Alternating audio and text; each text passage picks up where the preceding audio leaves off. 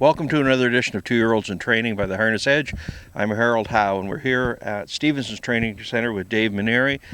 Dave, long winter. It's mid-April. Maybe the monsoons and the snow is all over, maybe. But anyway, you went in the winter with 26, and you're going to show 6 of them to us today. We'll start out with a couple some wear fillies, starting with Beach Gal, an $85,000 purchase in Harrisburg. You gotta like her.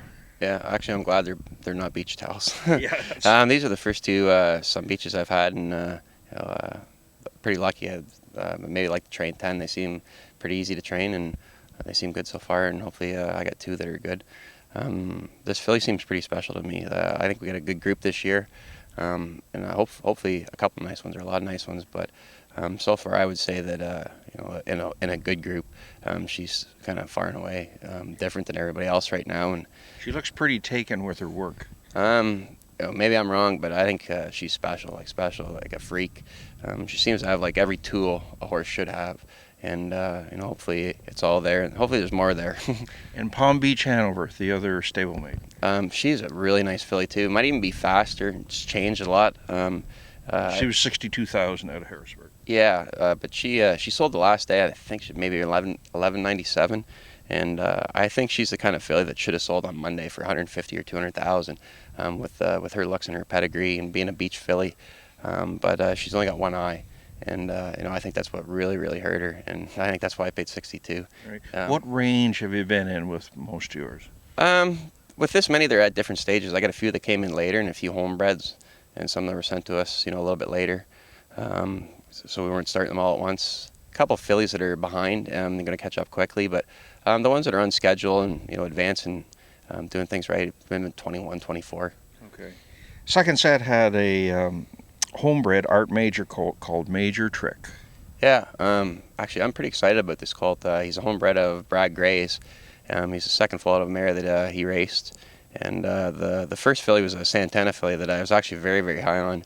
But just had an obscene amount of chips and showed a lot of talent. Just had too many problems to actually go on.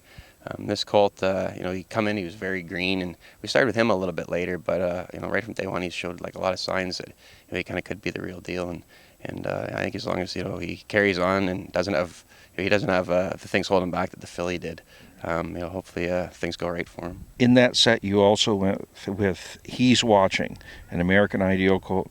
Grand total of $3,500 at Harrisburg. Yeah, actually, he was a colt that I instead of spending a lot too much time on the book this year, I look at way too many yearlings, but I looked at like every Ontario sired pacer and trotter at every sale pretty well, and I looked at New York Pacers, and I looked at some beaches and Wellseds, and that was my group this year that I wanted to go after. So him being New York sired, he was just on the list. And he was kind of a real small colt, but I didn't fault him too much, just very small, and I had no plans on buying him at all. And maybe Crown Royal helped out a little bit, but we bought him for $3,500. I bought him as a little bit of a surprise, and he was awful small because he was born June 16th, and I thought maybe I'll just break him and turn him out, and he's pretty smart right from day one, and very impressive. And then all of a sudden it was a little bit of a joke at the beginning, but actually right now he could probably be the fastest of everybody. And I don't know, just because he's small and he's slick, but he's got a wicked turn of foot and a big motor in him. And he might be a fluke, and he might make up for some that I overpaid for. Right. Could be the sleeper. And one that people are really curious about is Where Are We Phoenix, the $90,000 brother to Where We Needy. He's by Cam Luck. He's also a brother to Big Bay Point. Big Bay Point too, yeah. And he's been gelded. He looks good, real good on the track. What are your thoughts at this point? I love the colt. I seen him at Mike Wilson's yearling show, and he kind of struck me then. He's not a perfect colt. He was the most expensive yearling in Canada, and he was not a perfect yearling, but just the family, having Big Bay and then getting, chasing Needy and watching him.